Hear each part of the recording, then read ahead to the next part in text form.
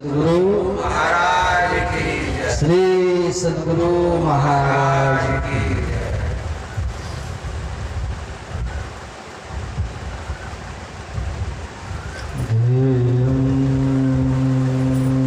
सदा परिभवगुणमभीष्टदोहम्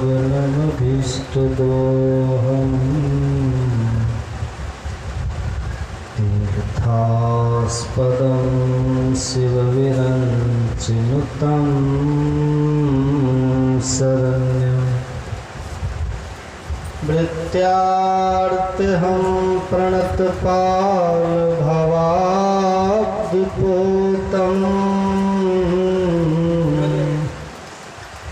वन्दे महापुरुषते चरणारविन्दम्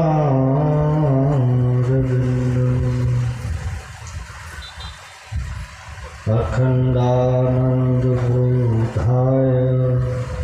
शिष्यसन्तापहाय सच्चिदानन्दरूपाय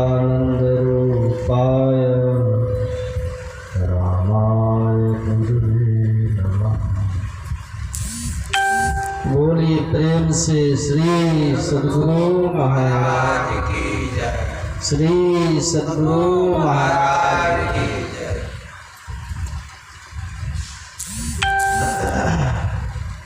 परमाराध्य सद्गुरु महाराज के पावन श्री चरणों में कोटि से नमन। मंचासीन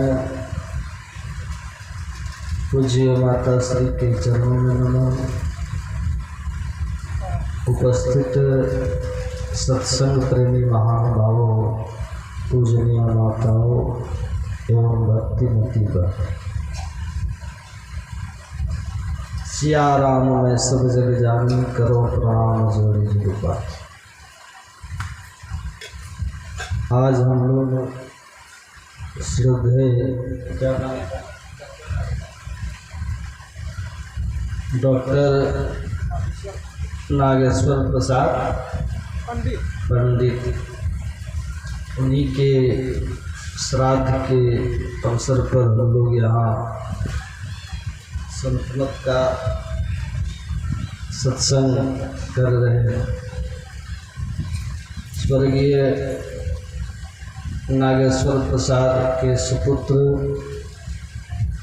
अजय पंडित जी ने उन्होंने यहाँ श्रद्धांजलि समारोह के अवसर पर संतमत का सत्संग आयोजित संतमत सत्संग में उपस्थित हुए हैं।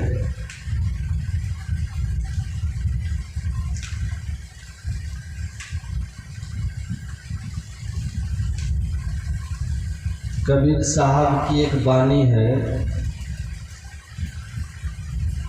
पंखा को थोड़ा उधर कर दीजिए, हमने तरफ चलता है।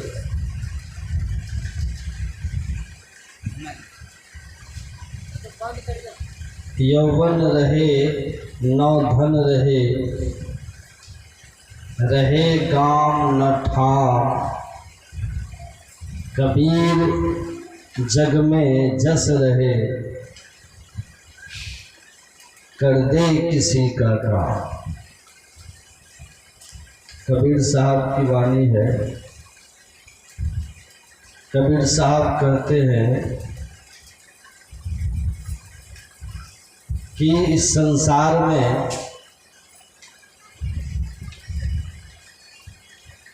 किसी का धन वैभव हमेशा नहीं रहा है, ना ही किसी के साथ गया है। गांव, समाज, परिवार सब एक दिन छूट जाता है।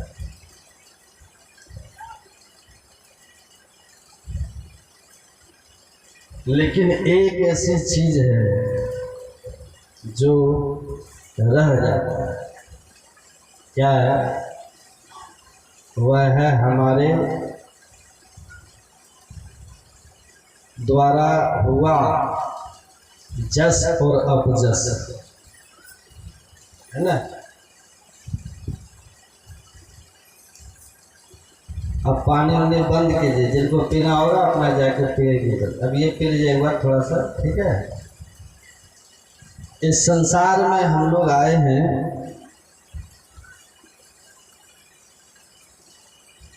तो अपने पीछे जस छोड़ करके जाना चाहिए, है कि नहीं? आप सुन रहे हैं? आप आगे उधर से दिक्कत हो जाए, ठीक है ना? हमारे नागेश्वर बाबू ने अपने पीछे जस छोड़ के गए और इसीलिए आप सब लोग उनके श्रद्धांजलि में यहाँ उपस्थित हुए और मैं भी।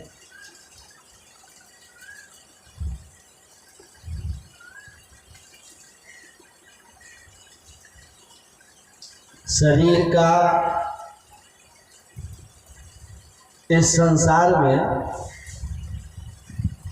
कुछ समय के लिए रहना होता है शरीर के साथ, और फिर शरीर को त्यागना ही पड़ता है।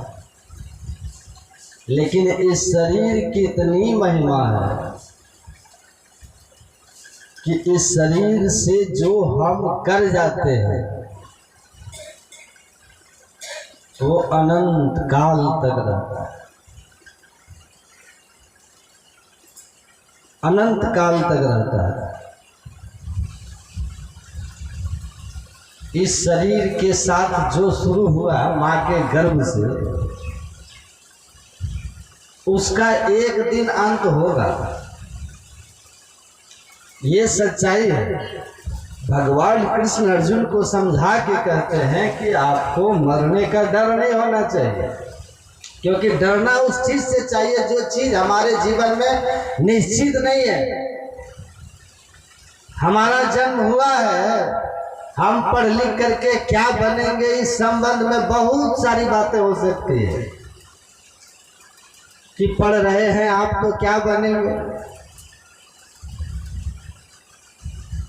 पास करेंगे फेल करेंगे, इन सब बातों पर व्यापार बिजनेस में आपको लाभ होगा हानि होगी,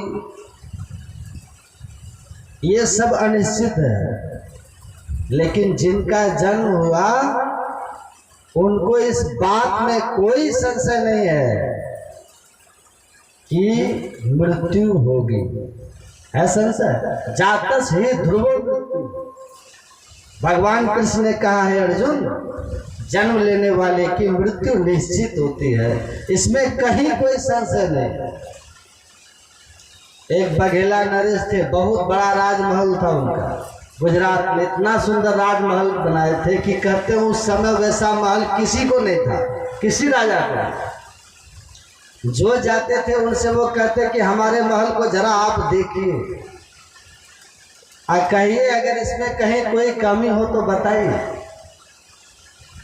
तो उस तरह का महल किसी ने देखा ही नहीं, तो जो देखते आश्चर्यचकित होकर के उनके महल की तारीफ भी करते। संत कबीर साहब उसी महल में गए, बघेला नरेश ने उनको भी अपना राजमहल दिखाया और कहा कि इस राजमहल में आपको कहीं कोई कमी दिख रही है? तो संत कबीर साहब ने कहा कि मुझे आपके इस राजमहल में दो कमी दिख रही है। क्या कहा? बोलिए ना। कहा आज तक किसी ने कोई कमी नहीं बताई, आप कह रहे हैं तो यथाशीघ्र बताए ना उस कमी को दूर कर दो। तो संत कबीर साहब ने कहा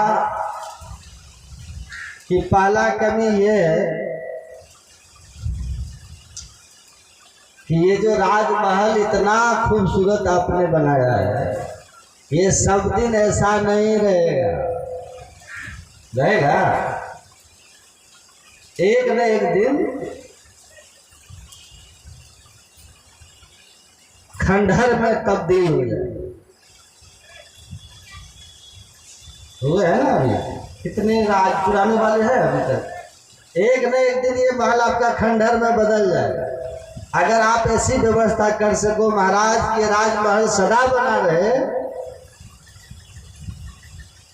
तो बहुत अच्छी बात है।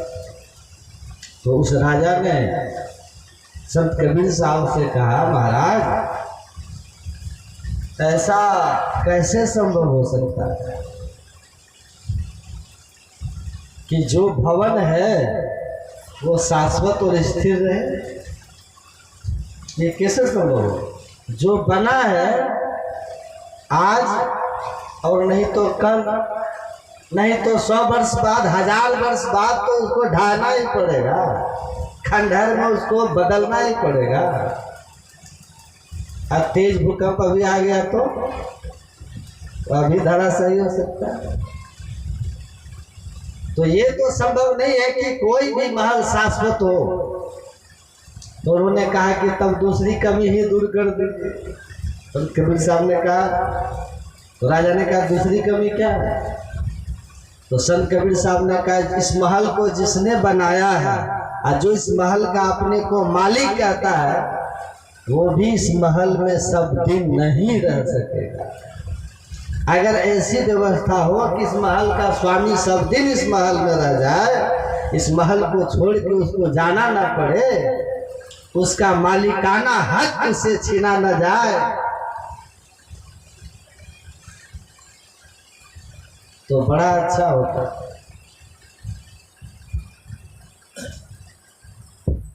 राजा इस पर भी मौन हो, इसीलिए कि जो उगे सो अस्थवे, जामे सो मर जाए, जो चुनिए सो ढही पड़े, फूले सो कुमला।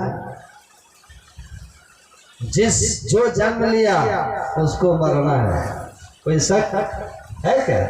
जो बना है उसको बिगड़ना है, जो फूला है उसको कुमलाना है।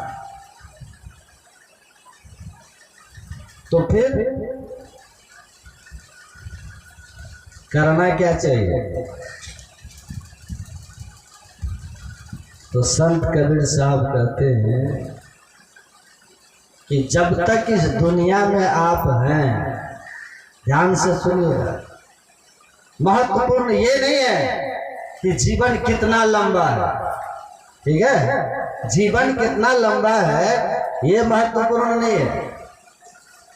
ध्यान से सुन लीजिए, जीवन आप जिए कैसे, जितना दिन जिया आपने उसको जिया कैसे, ये महत्वपूर्ण है। 100 वर्ष तक आपकी जिंदगी रही और आप ऐसे ही दुनिया में सामान्य जीवन जीकर चले गए जिसका कोई अर्थ नहीं, वो जीवन व्यर्थ। अब वही 19 साल में खुदीराम बोस की तरह अगर आपकी जिंदगी है 19 साल की, तो बड़ी जिंदगी। स्वामी विवेकानंद बहुत दिन दुनिया में नहीं थे, 39 साल मात्र। और स्वामी राम तीर्थ 33 वर्ष, और शंकराचार्य जी महाराज 32 साल। जीवन बहुत छोटा था इन लोगों का, लेकिन कितना महान जीवन जिया उन्होंने। मुहूर्तमपि प्रज्वलितम श्रेयो धूमायति सहस्रेयम। माता मदालसा ने अपने पुत्रों को उपदेश देते हुए कहा था कि एक क्षण आकाशी बिजली बन करके चमक जाना और बुझ जाना, किसी भटके हुए को अंधेरे में राह दिखा देना, ये जिंदगी हजारों वर्ष तक आकाश में अंधकार बन करके, धुआं और धूम बन करके छाए रहने से 1000 गुना अच्छा है। और जो पढ़े लिखे लोग हैं ना, वो शेक्सपियर के नाटक में पढ़े होंगे, जहां वो कहते हैं कि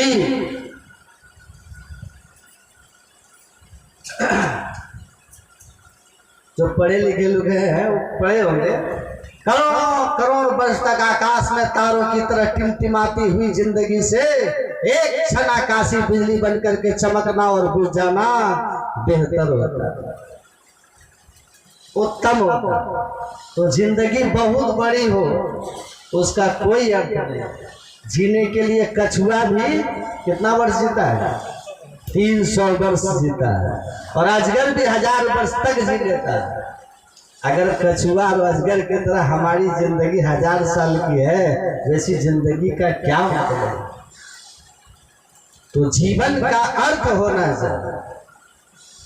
जीवन का अर्थ होना चाहिए, जीवन की महिमा होनी चाहिए, जीवन का महत्व होना चाहिए कि जिया आपने कैसे। तो धर्म के पथ पर था जीवन या सत्य के पथ पर था जीवन? समाज के हित के लिए था आपका जीवन, या फिर आपका जीवन बस ऐसे ही था जैसे औरों का जीवन था? अजय जी से प्रार्थना है कि आप सत्संग में बैठिए। हाँ, पूरे परिवार के लोगों को बिठाइए, घर वाले।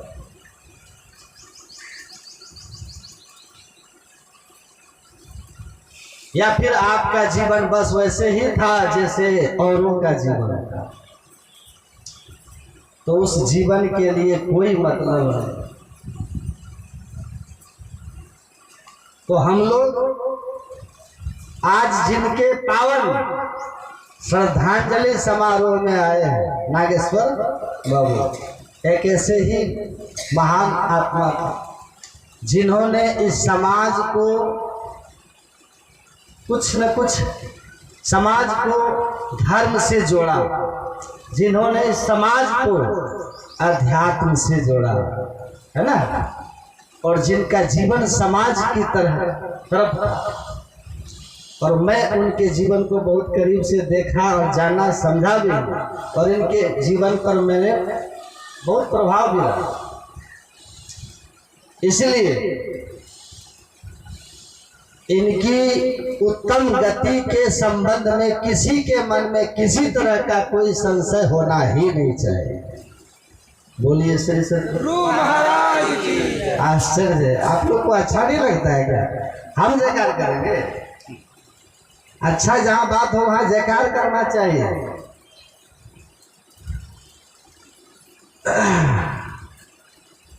तो इसमें कोई संशय नहीं होना चाहिए। इनकी महापुरुष लोग कहते साधु हुए क्या रोइए जो अपने घर जाए, मरिए रोइए साकट बापरे जो हाथों हाथ। ऐसे लोगों की मृत्यु सार्थक होती है जो दीक्षा लेकर भजन ध्यान करते हैं, और उनके लिए आंसू नहीं बहाना चाहिए। उनकी मृत्यु सोच तो हमें जीवन को सार्थक दिशा देने की प्रेरणा लेनी चाहिए, है ना।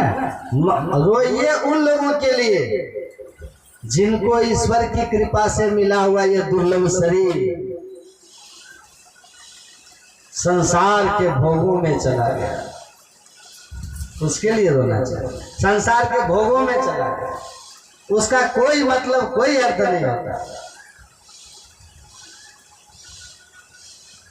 बाइबल में एक प्रसंग आता है, ईसा मसीह के दो शिष्य थे जो आपस में बातचीत कर रहे थे, किसी राजा की महिमा का गुणगान कर रहे।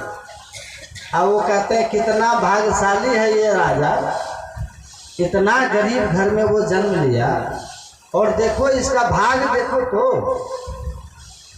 कि ये इस राज का राजा बन गया। गरीब घर में जन्म लिया और उसके राजा बन जाने पर लोग उसके भाग की सराहना कर। और उनके भी दो शिष्य इसी बात की चर्चा कर रहे थे, कितना भाग्यशाली है, कितना उत्तम उनका भाग है। ईसा मसीह उनके बातों को सुने, उनके करीब गए और वो कहते हैं कि सुनो, ये जो जीवन है, ये जो मनुष्य का शरीर है, इसकी अगर आप महिमा समझें तो संसार का कोई भी पद इस तन की महिमा के सामने छोटा होगा, है कि नहीं? धर्म ग्रंथों में तो इसको देव दुर्लभ का पाठ पर भी सुन रहे थे, बड़े भाग सुर दुर्लभ सब ग्रंथ है, सुर दुर्लभ सब ग्रंथ है गावा, कि देवता जिसके लिए लालायित हो वो शरीर हम आपको मिला। आप स्त्री हैं, पुरुष हैं, आप पढ़े हैं या अनपढ़ हैं, है ना, इससे कोई मतलब नहीं है, ना ही आपकी किसी जाति से मतलब है। मतलब क्या है?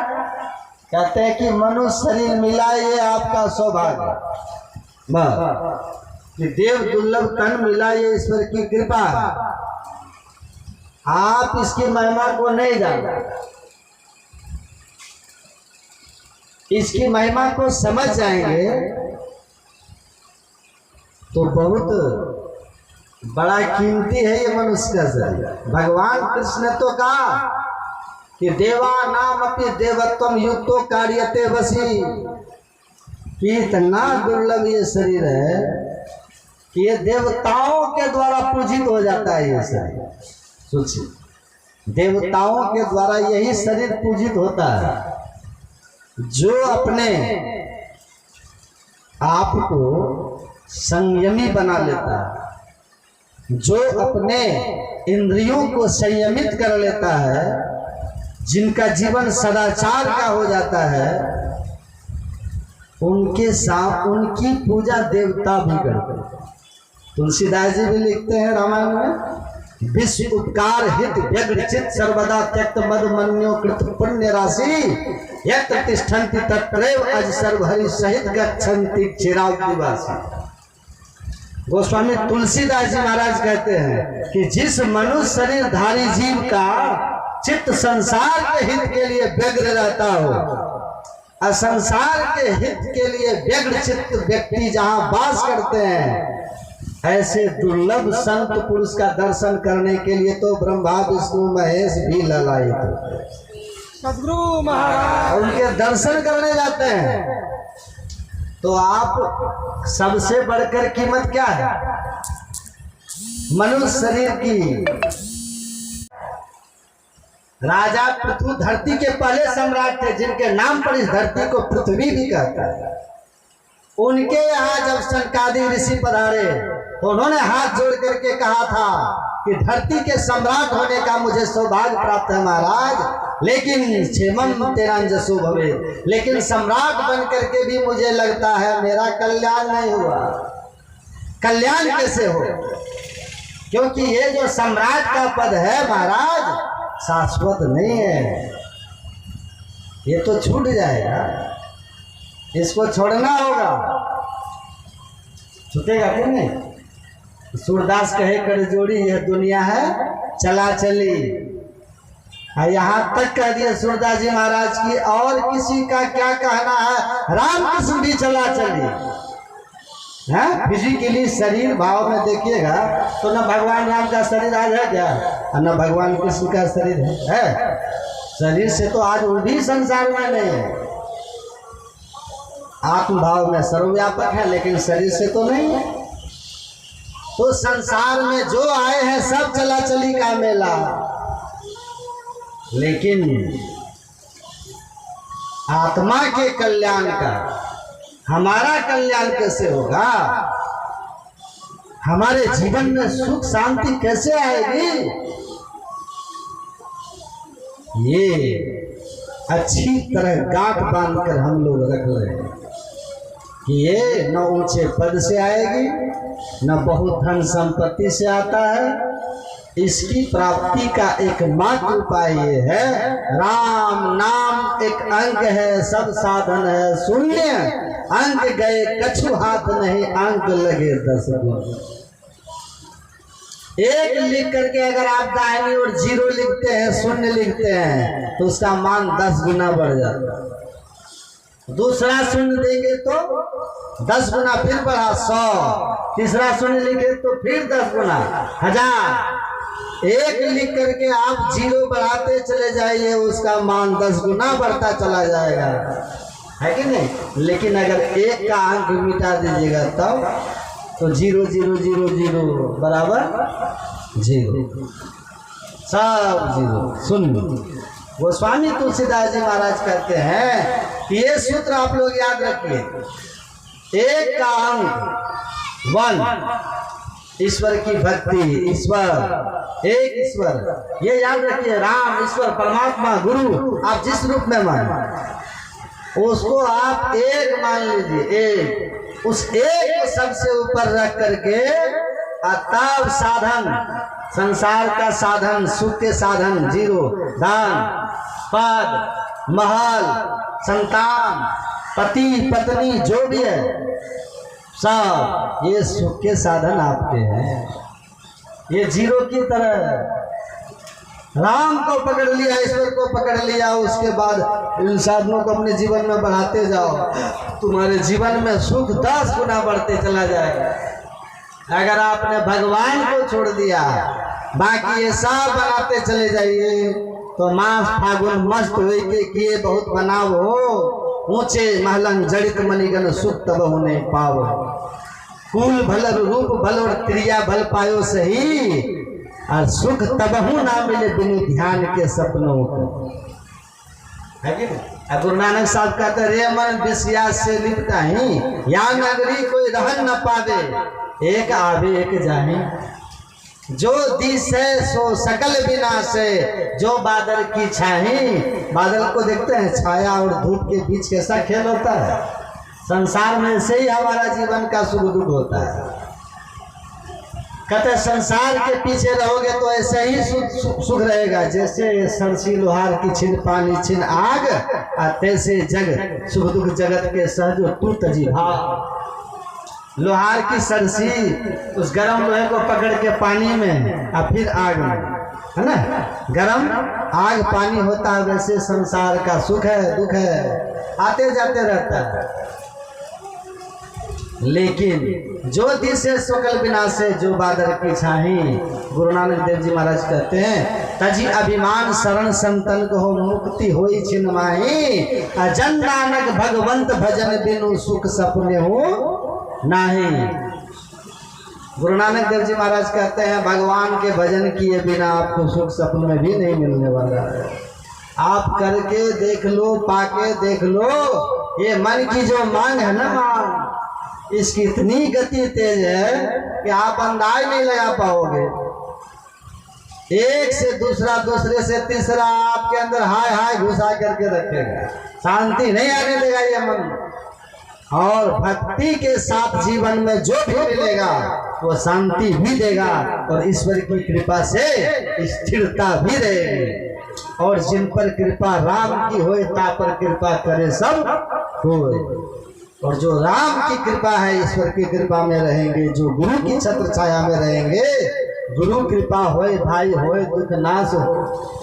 गुरु की कृपा होगी, सतगुरु पशु मानुष करे, मानुष थे सिर सोए, दादू सिद्धे देवता देव निरंजन हो। पाश्विक जीवन जिनका होता है, किनका होता है पाश्विक जीवन? पाश्विक जीवन मतलब तो पशुओं में होता है, वो हमारे में भी होता है। भगवान कृष्ण कहते हैं, आहार निद्रा भय में तुनंच सामान में तक पशु नारायण।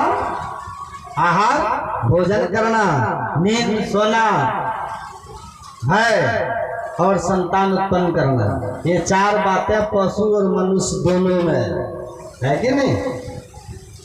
तो कहते हैं अगर यही 4 बात आप मनुष्य होकर भी आप में अगर है, तो आप जान लीजिए कि आप में और पशु में कोई अंतर नहीं है। तो अंतर कहाँ है? भगवान श्री कृष्ण कहते हैं, ज्ञानम नारायणम अधिकम विशेषो ज्ञाने नहीं ना पशु भी समाना। ज्ञान जिनमें है, कौन सा ज्ञान? कौन सा ज्ञान? पहले बात तो पहले व्यवहार का ज्ञान होना चाहिए। व्यवहारिक ज्ञान होना चाहिए कि हमें बड़ों से कैसे बात करनी है, छोटों के साथ किस तरह व्यवहार करना है, हमारा सामाजिक जीवन में, पारिवारिक जीवन में हम किस तरह का व्यवहार करते हैं, है ना। सबसे बड़ी बात है कि अगर व्यवहार के स्तर पर आप मनुष्य और पशु में पहला भेद तो व्यवहार पर ही हो जाता है कि नहीं? पहला भेद तो व्यवहार का भी ज्ञान होना बहुत जरूरी है। और दूसरी बात यह है कि बोली आपकी बोली अच्छी होनी चाहिए। बोली मतलब वाणी ऐसा बोलिए, मन का अपाक हो, औरों को शीतल करे, आपको शीतल हो। अब ऐसा मत बोलिए कि वाणी ऐसा बोलिए जम के झगड़ा हो, है? ऐसा मत बोलिए कि झगड़ा लड़ाई हो जाए। तो है कि नहीं? सामने वाला, गोरखनाथ जी महाराज कहते हैं, अगर सामने वाला आग हो जाए ना, तो आप क्या बन जाइए? बोलिए ना, पानी। आप शांत हो जाइए, सहज हो जाइए। सामने वाले से लड़ाई टल जाएगी। फिर शांत जब हो जाएगा, जब वो, तब आप उससे पूछिए कि अच्छा आप क्यों गुस्सा रहे थे, मेरी गलती क्या थी, शांत हो जाए तब, है ना। तो आगे से कभी भी आपको बोलने के पहले 10 बार सोचेगा वो, है कि नहीं। लेकिन इसीलिए कहा व्यवहार और बोली ये 2 चीज हमारी पहचान है। दल बहादुर बाबा थे ना, कुछ दल बहादुर, वो कहते थे कि देख बेटा, लोग इन्हें देखते कि तो पढ़ लची पटना की दिल्ली में, लोग तो ये देखते कि तो बोली व्यवहार के हम छो सर्टिफिकेट तक का पार पे रहते हैं न, बाबूजी के 100 बीघा जमीन रहतो के कागजात लेके घूमी की जमींदार के बेटा छिए,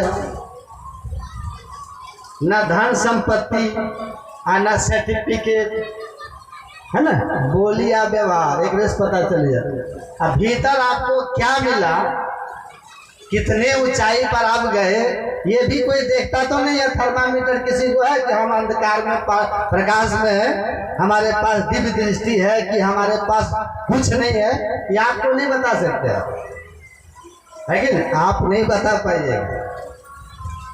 लेकिन व्यवहार बोली से आपके सामने आ जाएगा। सबके सामने हमारा व्यवहार होता है, हमारी वाणी होती है, तो उससे तो परख में आ ही जाएगा कि दुकान किस चीज का है। फाटक खुलने के बाद तो पता चल ही जाएगा कि दुकान हीरे की है या साग सब्जी की है। ये फाटक है मुंह। सबसे अच्छी ये चीज है कि हमारा ज्ञान, व्यवहार का ज्ञान होना चाहिए, हमारी बोली अच्छी होनी चाहिए। और महत्वपूर्ण बात ये है कि ये जीवन सदा नहीं रहेगा। शरीर का जीवन बहुत कम काल का है, और शरीर के बाद का जीवन जो आत्मा का जीवन है वो बहुत लंबा काल का है। तो आत्मा के स्तर पर हम कैसे जिए। जो संपत्ति छूट जाने वाली है उसको हमने कितना जमा किया, और जो साथ लेकर के जाने वाली संपत्ति है वो हमारे पास है कि नहीं, इसको भी सोचना है। वो संपत्ति भी हमारे पास होनी चाहिए। जो पीछे छोड़ जाते हैं और जो साथ लेके जाते हैं, दोनों को संबंध में जानना चाहिए कि शरीर के स्तर पर हम जिए और आत्मा के स्तर पर हम जिए। तो आत्म कल्याण के लिए ईश्वर की भक्ति बहुत जरूरी है।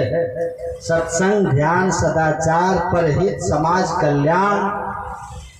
और दूसरी बात ये, अगर आप ध्यान नहीं करेंगे ना तो दूसरों की सेवा भी अगर करते हैं, दूसरों की मदद भी करते हैं, आप ध्यान अगर नहीं करते हैं ना तो आपका मन जो है ना अहंकारी हो जाएगा कि हम दूसरे की मदद करते हैं, हम उसका भला किए, हम उसका भला किए, है ना। इसीलिए कहा बिना चित्त को निर्मल किए दूसरे की हुई सेवा अपवित्र हो जाती है, क्योंकि वो सेवा हमारे अंदर अहंकार ले आती है। लेकिन जब हम ध्यानी होते हैं, जब हम ध्यान करते हैं, गुरु मंत्र का स्मरण करने वाले होते हैं, तो हमारा चित्त निर्मल होता है। हम दूसरों की सेवा करते हुए उसके प्रति अपना अहोभाव प्रकट करते हैं। ईश्वर के लिए हमारे मन में ये भाव होता है कि ईश्वर की कृपा से मुझे इनका सेवा का सौभाग्य मिला, है कि नहीं। अपने अंदर अहम भाव नहीं आता ध्यान करने से। थैंक्स हम हमेशा ईश्वर की ओर करते हैं कि आपकी कृपा है महाराज कि आपने मुझे इस काम के लिए चुना, मेरी कोई महिमा नहीं। इसीलिए सभी शास्त्रों में लिखा है कि बिना भक्ति के जो सेवा है वो अपवित्र होता है, क्योंकि उसमें अहंकार की भावना आ जाती है और हमारा किया हुआ सात्विक कर्म तामसी हो जाता है, जिसका परिणाम बहुत अच्छा नहीं होता। तो भक्ति करते हुए संसार में रहना चाहिए, सेवा करनी चाहिए और अपने जीवन को आनंद और कल्याण के लिए हमारा जीवन आनंदमय हो, इसके लिए भी संसार के केवल सांसारिक पदार्थों से संभव नहीं है कि हमारा जीवन आनंदमय हो जाए। तो बात सही है। एक बात आप लोग भी याद रखें, ये जो दुनिया का ये बॉन मेल है ना, इस दुनिया के घाल मेल में, होल में आदमी को अपने लक्ष्य के प्रति स्पष्ट रहना चाहिए। समझ गए? अपने लक्ष्य के प्रति स्पष्ट रहना चाहिए, अपने रास्ते के प्रति स्पष्ट रहना चाहिए, अपने दिशा के प्रति स्पष्ट रहना चाहिए। अगर आप अपने मंजिल को स्पष्ट समझते हैं, रास्ता स्पष्ट समझते हैं और लगन से अपने राह पर चल रहे हैं, तो आपको आपकी मंजिल तक पहुंचने से कोई भी नहीं रोक सकता। बस एक अच्छा मार्गदर्शक जीवन बनाना चाहिए, सदगुरु महाराज। एक अच्छा मार्गदर्शक जीवन बनाना, तो आप निश्चित अपने मंजिल तक पहुंच जाइए। रास्ते में बहुत भटकाव आएंगे, बहुत आकर्षण आएगा, बहुत चीजें आएंगी, है कि नहीं? लेकिन अपने मंजिल को समझ के अपनी राह को पकड़े रहिए, तो आप अपने लक्ष्य तक पहुंच जाइए। सत्य के राह पर ईश्वर सहयोग करते हैं। तो मैं क्या कह रहा था, ईसा मसीह के 2 शिष्यों के द्वारा राजा की जब बात सुनी ईसा मसीह ने, तो बहुत ईसा मसीह दुखी होकर अपने शिष्य से कहते हैं, झाड़ते हुए, डांटते हुए, कि आप हमारे सानिध्य में रह करके इस देव दुर्लभ तन को पाकर उस राजा बनने वाले व्यक्ति की महिमा का गुणगान कर रहे हैं, जिस शरीर से आप उस पद को पा सकते हैं। किस पद को? जिस पद को पाने के बाद आपको कोई वहां से गिरा नहीं सकता, कोई हटा नहीं सकता। हम लगभग 300 लोगों की जीवनी पढ़े जो दुनिया भर में चर्चित हुए। उसमें जो अमेरिका के एक महान राष्ट्रपति हुए अब्राहम लिंकन, उनकी जीवनी भी पढ़े कि बड़े गरीब घर के थे, जाति से भी चमार थे, बहुत मेहनत करके उन्होंने पढ़ाई की थी। राष्ट्रपति थे अमेरिका के, छोटा छोटा चुनाव हारते गए, ठीक है। जीवन में भाई का संग छूटा, माता पिता पत्नी सबका संग छूटता गया, कोई मर गया, कोई छोड़ दिया, और इतनी स्थिति उनकी खराब हो गई अब्राहम लिंकन की। लेकिन जब वो 10 साल के थे ना, तो लिखा हुआ है 10 साल की उम्र में एक दुकान में वो काम करते, जहाँ वो बैठे कुर्सी पर बैठे थे, मालिक की कुर्सी पर बैठ गए थे, मालिक उनके भोजन करने चले गए थे। जब मालिक लौट करके आया और देखा कि मेरी कुर्सी पर ये बैठ के अखबार पढ़ रहा है, और लिंकन नहीं देखे अपने मालिक को पढ़ रहे थे किताब, तो मालिक को बड़ा क्रोध आया कि नौकर होकर मेरी कुर्सी पर बैठकर अखबार पढ़ता है। उन्होंने कस के एक लात मारा उसके पीठ पर, लिंकन वहीं गिर गए। बालक किसी तरह उठा, खड़ा हुआ, मालिक गुस्सा में कहता है, अखबार पढ़ करके तो अमेरिका का राष्ट्रपति बनेगा। वो खड़ा होकर के मालिक की बात को सुना और वहां से वो चल दिया। मालिक उसके कहते, कहाँ जा रहे हो, भूखे मर जाओगे। कहा कि जा, अब वहीं रहा हूँ, वहीं बनने, जो आपने अभी कहा है, अभी आपने जो कहा है, महाराज कहा अमेरिका का राष्ट्रपति बनेगा। कहा हाँ। कहा जानते हो राष्ट्रपति क्या होता है? कहा जानता तो नहीं हूँ, लेकिन आप जैसा अमीर आदमी बोल रहा है तो जरूर कोई बड़ा पोस्ट होगा, है? तो अब बनना है तो वही राष्ट्रपति ही बनना है अमेरिका का। मेहनत करके वो एक गरीब मजदूर चप्पल दुकान में काम करता था, बैरिस्ट्री की पढ़ाई किया, अमेरिका का राष्ट्रपति बन गया। क्या बन गया?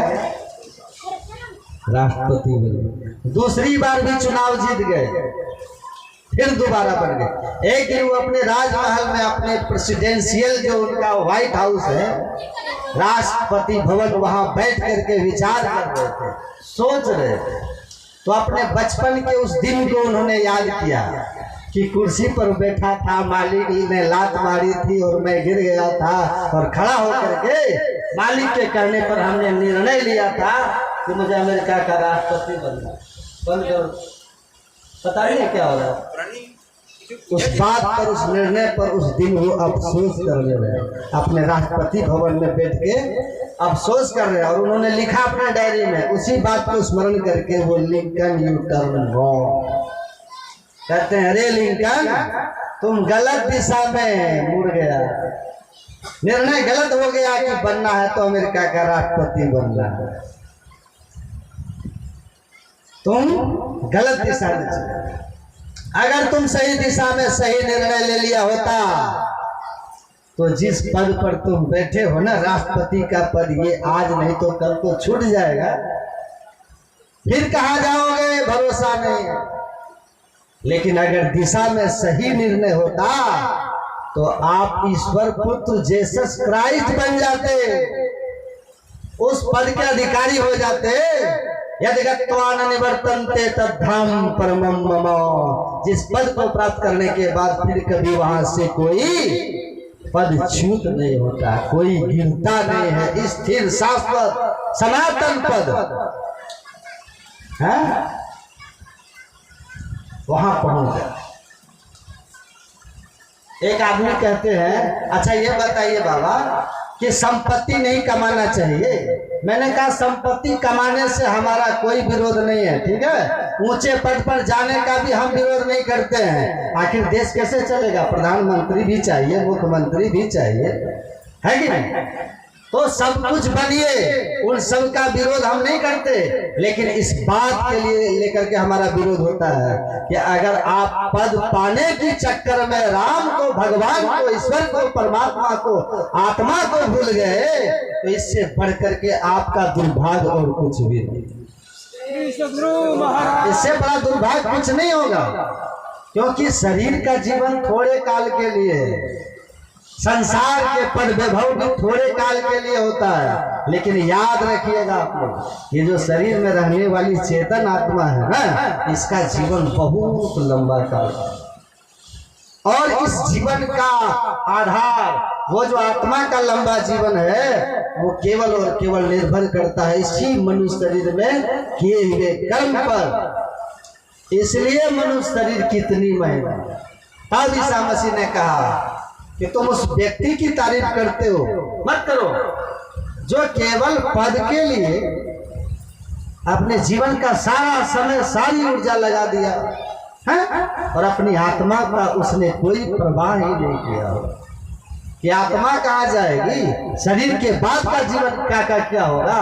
कहते हैं इस बात की चिंता करो, उस आदमी की क्या महिमा जिसने जीवन के कुछ काल तक संसार के सबसे ऊंचे से ऊंचे पद पर बैठा हो और ऊंचा से ऊंचा वैभव उसने अपने लिए अर्जित कर लिया हो, लेकिन उसके बाद अपनी आत्मा को नरक और नीच नीच योनियों में जाने से बचा नहीं सका हो, तो उसकी क्या महिमा।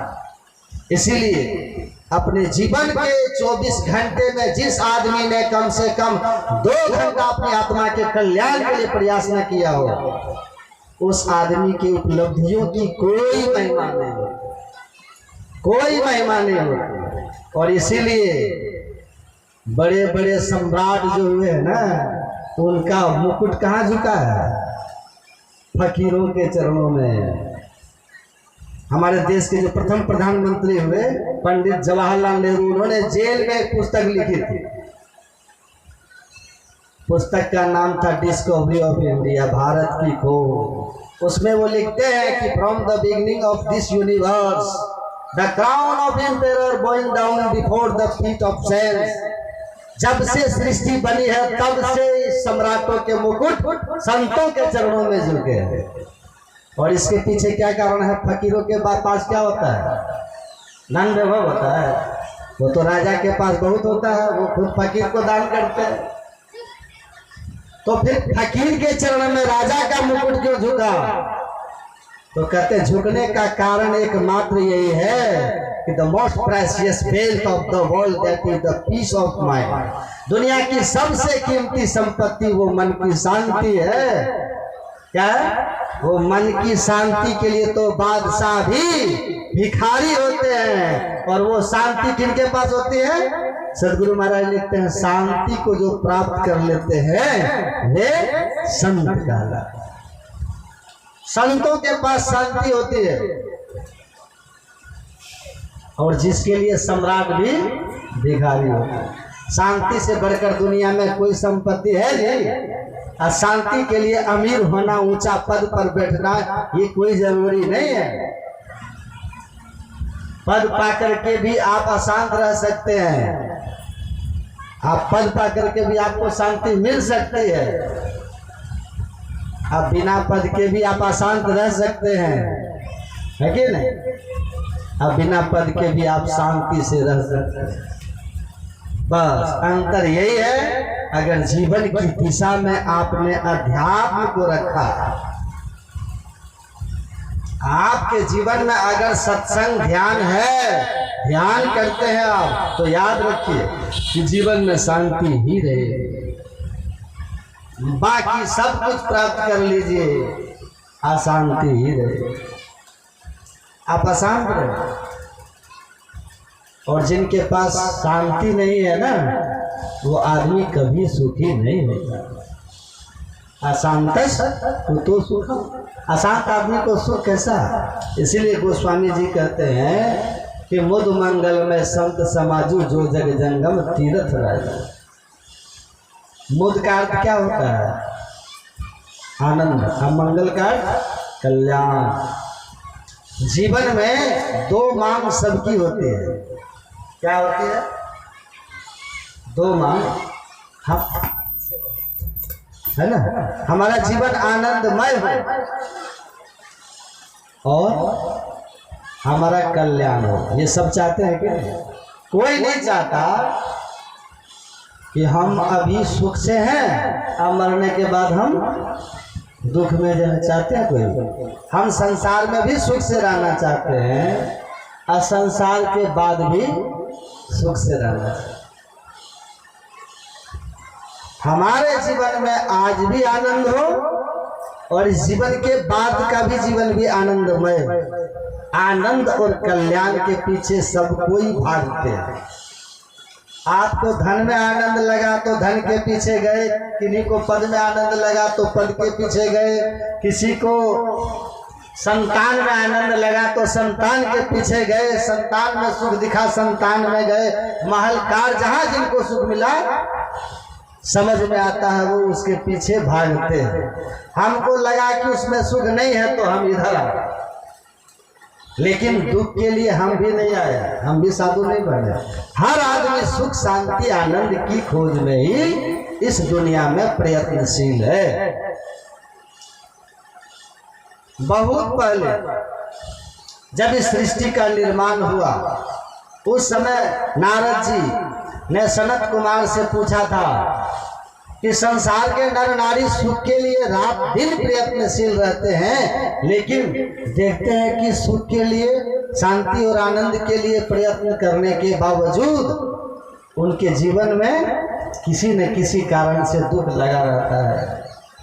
भगवत सुगम जिज्ञासा, मैं हे भगवान, मैं सुख के मर्म को जानना चाहता हूँ। सुख कहाँ है? आनंद कहाँ है? तो सनत कुमार कहते हैं नारद जी से, हे नारद, एवे भूमा तत्सुखम न अल्प सुखम अस्ति भूमा त्वेव जिगीषा सितव्यः। हे नारद, संसार के लोग जहाँ सुख खोजते हैं वो सांसारिक वस्तु है, और जो संसार की वस्तु अपने आप में ही परिवर्तनशील है, जो स्वयं ही बदल रहा हो, जो स्वयं नाशवान हो, ऐसे बदलने वाले और नाशवान वस्तुओं से स्थिर रहने वाला, शाश्वत रहने वाला सुख कैसे मिलेगा? मिलेगा? जो स्वयं में नाशवान है तो वो अविनाशी सुख देगा? नहीं दे सकता। जो खुद सीमाओं में गिरा है वो असीम कैसे सुख देगा? असीम सुख अगर चाहिए तो जो असीम है, जो अनंत है, उसको जाना। अब वो असीम और अनंत जो है उसी को ब्रह्म कहते हैं, ईश्वर कहते हैं। इसीलिए हे नारद, ईश्वर को जानिए, ईश्वर को जानिए।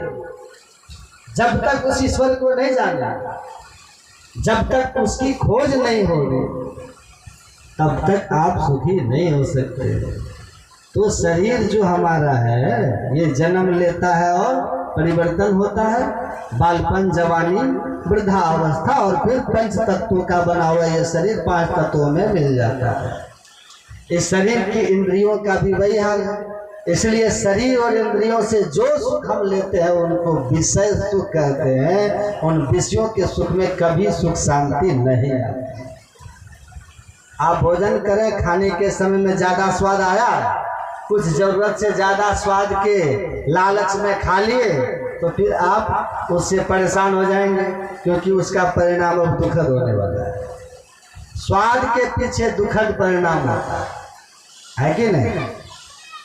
तो जो भी विषय है, चाहे रूप हो, आँख से देखने का, चाहे कान हो शब्द सुनने का, या जीवा से स्वाद हो, त्वचा से स्पर्श हो, नाक से गंध हो, ये सब के सब जो है विषय ये वास्तव में संतुष्टिदायक सुख नहीं देते, स्थिर सुख नहीं देते।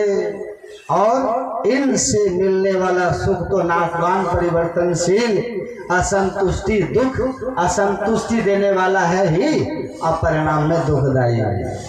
इसलिए भगवान श्री कृष्ण कहते हैं कि जो बुद्धिमान जन है यही संस्पर्श सजा होगा दुख योनिया एवता आदि अंतवंत कुंते नते सुरमते बुधा।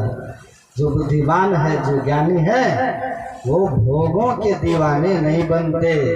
संसार में भोग को उतना ही महत्व देते हैं जितना से उनका शरीर स्वस्थ रहे। बाकी जीवन की दिशा किधर होनी चाहिए? तो कहा आत्म कल्याण के लिए, आत्म कल्याण के लिए। तो आत्म कल्याण के लिए पहली बात यह है कि जीवन कैसा हो हम लोग का? तो परहित सरिस धर्म नहीं भाई, अपर पीरा सब नहीं अधुराई। जीवन ऐसा हो हमारा जो दूसरों के हित के लिए हो, है ना? जोग जुगति के लिए जो कोई जाने खोजे आप शरीरा, तिनकी मुक्ते संशय नहीं कहत जुलाह कभी। नहीं तो देव को पूछ के हिंदू मर गए, तुरंत मरे हज जाई, जटा बढ़ा के जोगी मर गए, इनमें किन्हू न मुक्ति पाए।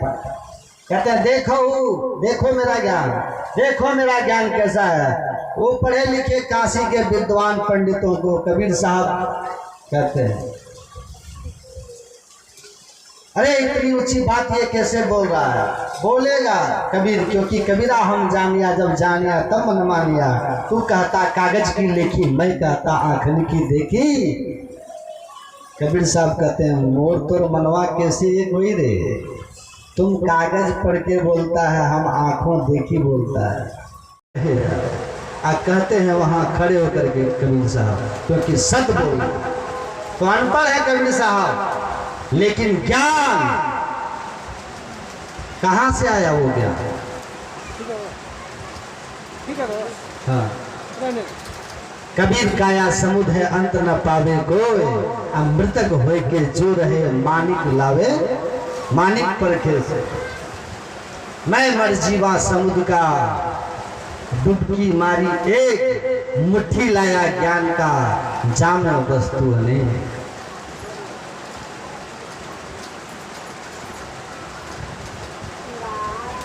अपने शरीर में सारे ज्ञान है। देहस्था सर्व विद्याश्च, देहस्था सर्व देवता, देहस्था सर्व तीर्थानि, गुरु वाक्येन लभते। सब कुछ घर में ही, बाहर नहीं, और बाहर टोले सो भरम बोला है गुरु नानक देव जी महाराज का। अरे जो कुछ है सब घर में है, इस शरीर में है। घर में घर दिखा दे सो सदगुरु परख सुजान। अरे घर शरीर रूपी घर में जो तुम्हारा निज घर परमात्मा का दर्शन करा दे, तन के अंदर तन का दर्शन करा दे, स्थूल में सूक्ष्म, सूक्ष्म में कारण, कारण महाकारण, सबका दर्शन कराते हुए परम पिता परमात्मा का भी दर्शन जो इसी शरीर रूपी घर में करा दे, वे सदगुरु कर्णधार सदगुरु। यही ज्ञान है, सब कुछ अपने अंदर है। तो संत कबीर साहब हो चाहे रविदास जी हो, मन चंगा तो कठौती में गंगा है। गंगा गंगा आपका है धंधा, और कबीर कहते हैं मन चंगा तो कटौती में गंगा। तो आपके धंधा पर तो कुठार घात हो गया। तो आपको रविदास पसंद नहीं होगा, क्योंकि सच बोल रहे हैं, सच बोल रहे हैं ना। तो संत लोग आकर यही समझाते कि सुनो सुनो, गुरु महाराज क्या कहते हैं, निज तन में खोज सज्जन बाहर न खोजना, है ना। अपने ही घट में हरि है, अपने में खोजना, अपने अंदर परमात्मा है, अपने में खोजो ना, बाहर मत खोजो। बाहर बरमन बाल खेल जैसे, बाहर का भटकना तो बालक के खेल जैसा है, बालक के खेल जैसा है। अपने भगवान कृष्ण कहते हैं, ईश्वर सर्वभूतानां हृदय से अर्जुन तिष्ठति। हे अर्जुन, ईश्वर सब जीवों के हृदय में। तो कहाँ खोजोगे? वस्तु कहीं और ढूंढे कहीं, कहीं विधि आवे। हम एक महात्मा जा रहे थे, लोगों को समझाते थे कि परमात्मा अपने हृदय में। तो कहाँ ढूंढो? हृदय में ढूंढो। लोग समझते नहीं थे। शास्त्र में लिखा है ना, तीर्थे दाने जपे यज्ञे काष्ठे पाषाण केश शिवम पश्यति मूढ़ात्मा शिवे देहे प्रतिष्ठिते। काष्ठ लकड़ी, पाषाण पत्थर और तरह के धातु, तीरथ व्रत आदि में अज्ञानी आदमी शिव को ढूंढता है कि नहीं? आजकल के लोग बहुत शिव है, 10 बजे 11 बजे रात तक देखिएगा, आजकल चल रहा है शिव चर्चा। अब भगवान शिव कहाँ है? कहते हैं कि शिवे देहे प्रतिष्ठित है ना। काष्ठ पत्थर पाषाण की मूर्ति में या फिर तीर्थ, लेकिन शिव कहाँ है? शिवे देहे प्रतिष्ठित है। वो कल्याणकारी शिव ईश्वर परमात्मा कृष्ण राम तुम्हारे अंदर।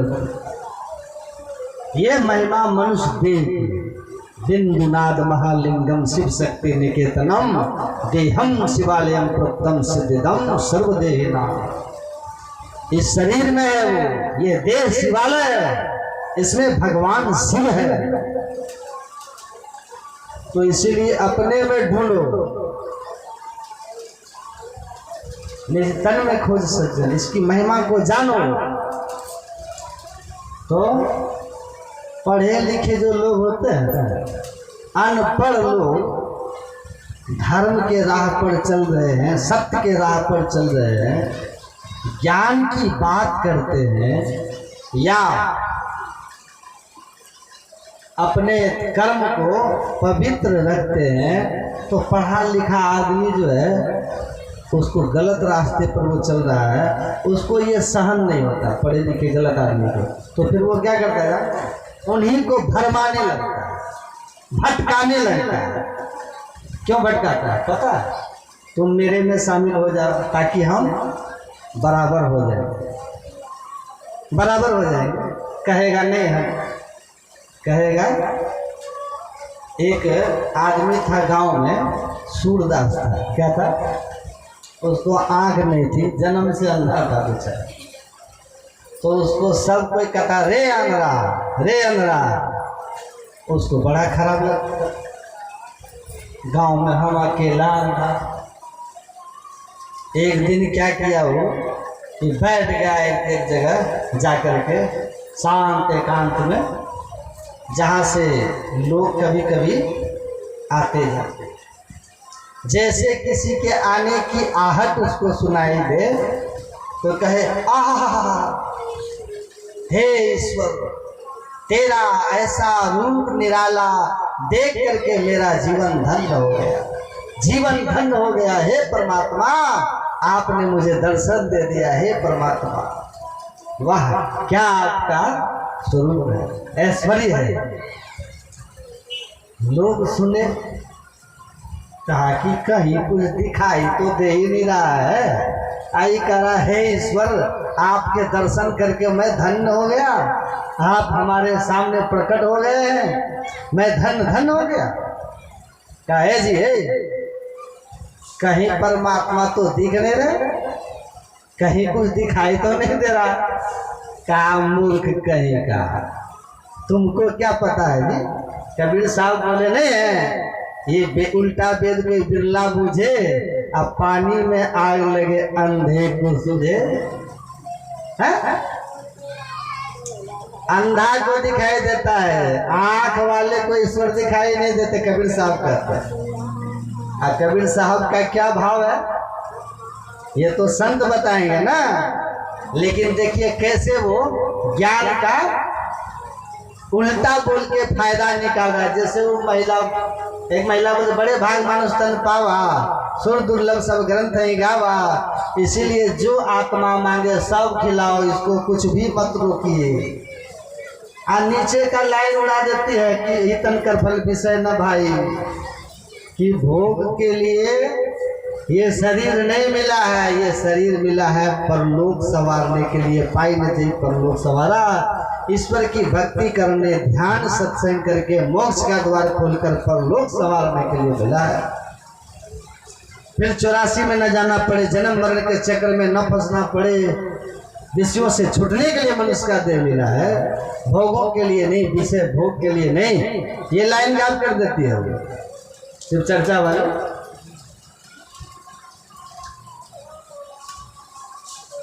वैसे वो कह रहा है कबीर साहब का मतलब यह अंधे को सूझे का अर्थ ये है, आंख बंद करके जब ध्यान करते हैं, बंद कराए पलक पट को, कहे बाहर में तुम मत भटको। जो आंखें बंद करके बहिर्मुखता को छोड़ करके अंतर्मुखी हो जाता है, उसको परमात्मा मिलते हैं। बाहर का पट बंद कर अंतर का पट खोल। कबीर साहब कहते हैं बाहर की आंखों को बंद कीजिए और अंतर की आंख को खोल लीजिए। तो इस आंख को बंद कर लिए तो बाहर के दृश्य के लिए हम अंधे हो गए कि नहीं?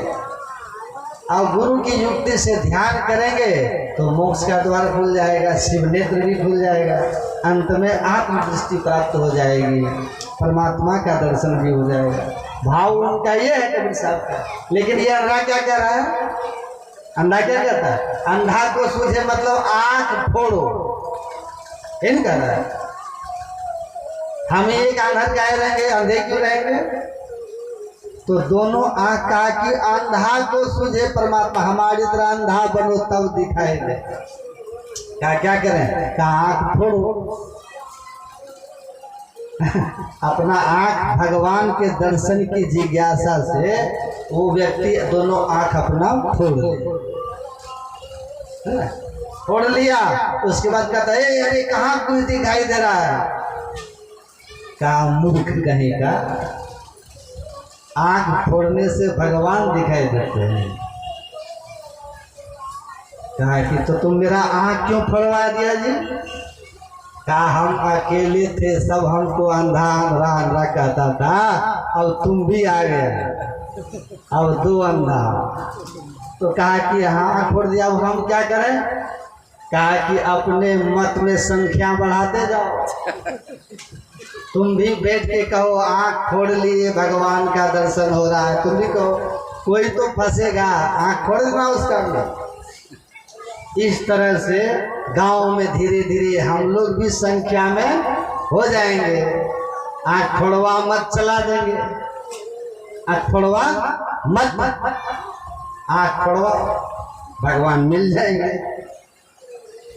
कबीर साहब कहते हैं इतना आसान होता ना भगवान मिल जाना, शिव का दर्शन हो जाना, तो फिर इतने बड़े बड़े ग्रंथ क्यों बनते और इतने सारे लोग इतनी सारी साधनाएं इतना सारा त्याग तपस्या क्यों करते? अपने आप को बंधन में रखो तब।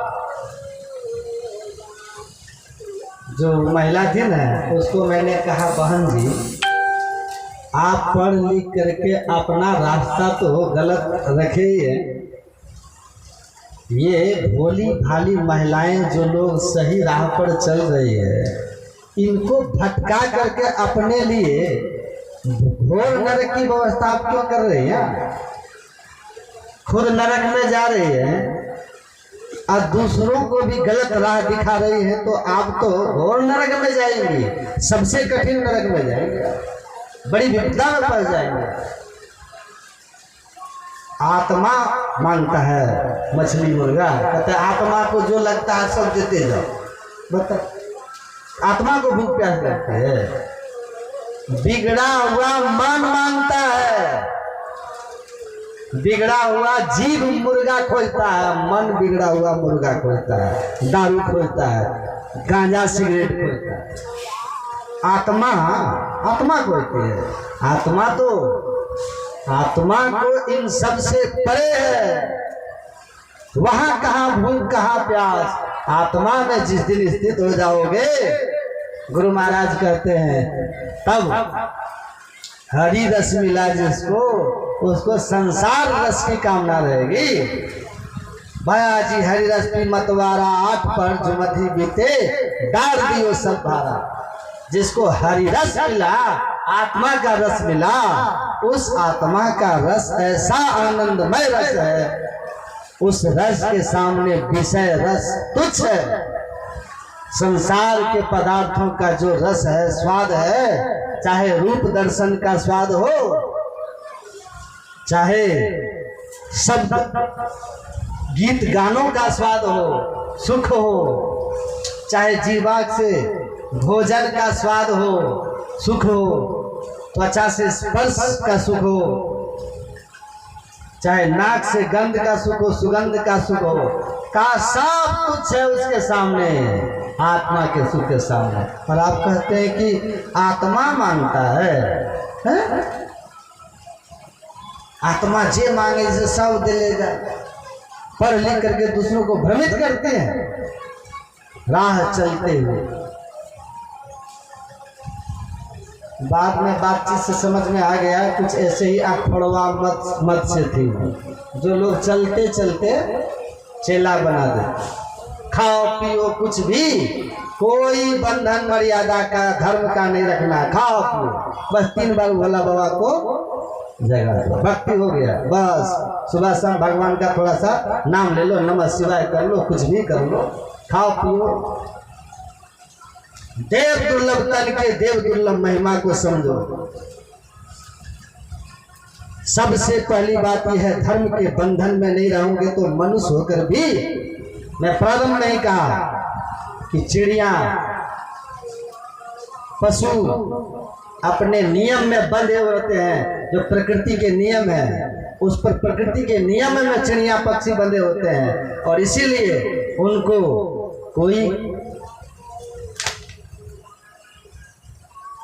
मानसिक बीमारी उससे मुक्त होते हैं। वो अब बहुत तरह की ऐसी बीमारी है जो मानसिक टेंशन से उत्पन्न हो जाता है, चिंता से उत्पन्न होता है, वो पशु पक्षियों को नहीं होता, क्योंकि नियम में बंधे हैं।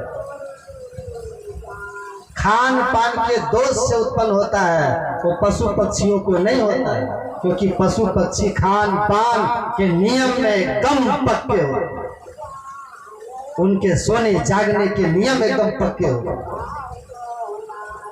पशु के पक्षी के हम हमारे 12 बजे रात तक एकदम हाँ कर रहे। भगवान कहते हैं मनुष्य बने हो किस लिए? अनित्यानि शरीरानि विभो नेवो शाश्वतः नित्यम संहितम मृत्यु कर्तव्यो धर्म संग्रह। धर्म संग्रह करने के लिए मनुष्य का शरीर मिला है। और धर्म किसको कहते हैं? धर्म यह तो अभ्युदय निश्रेय सिद्धि सधर्म, महर्षि कनाद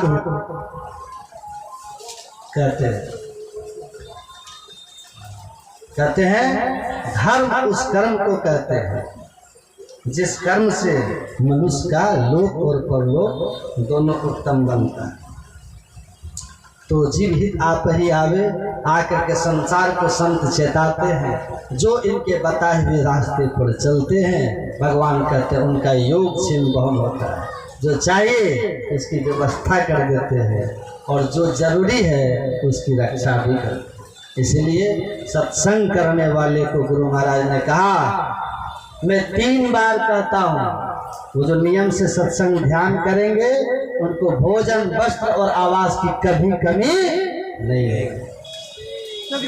होगी। तो संसार भी सुखी, परलोक भी सुखी। इसलिए सत्संग नित्य और ध्यान नित्य रहिए, कर संलग्न हो। सत्संग और ध्यान नित्य नियमित कीजिए, लोक परलोक सुखी बनेगा। पाप कर्म से हट के रहिए, है ना। तो जो कुछ भी मैंने कहा, स्वामी विवेकानंद जी महाराज अपने भाषणों के अंत में अमेरिका में कहे थे, जो कोई बात मैंने कहा जिससे आपका कल्याण हुआ, आपको अच्छा लगा, आपके जीवन में प्रभाव डाला, वे सब मेरे गुरु के थे। मेरा वो कुछ नहीं था। जो कुछ कहूँ तुम्हारी कृपा, और जो बातें आप लोग को चुभी होगी वो मेरी होगी, क्योंकि गुरु का ज्ञान चुभता नहीं, कल्याण करता। हमारा ज्ञान आप लोगों को चुभ सकता है, तो उसके लिए मुझे क्षमा कर देंगे। तो जो कुछ अच्छा लगा होगा अपना लीजिएगा, और जो आपको लगा होगा कि ठीक नहीं है उसको आप लोग छोड़ दीजिएगा। वैसे मैं अपने जानते हुए सब बातें कल्याण की ही कही है, आपके भले की कही है। तो आप सबको एक बार पुनः शुभकामना। और हमारे क्या नाम,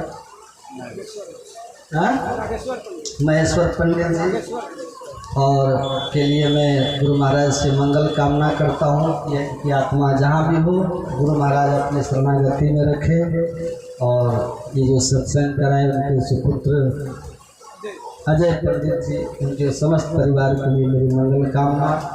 इस दुख की घड़ी में अपने को वो शांत सहज बन करके रहे और फिर से इनके जीवन में किलकारियाँ गूंजे। यही शुभकामना करते हुए आप सब तमाम लोगों के लिए भी मेरी शुभकामना। बोलिए प्रेम से श्री सद्गुरु महाराज।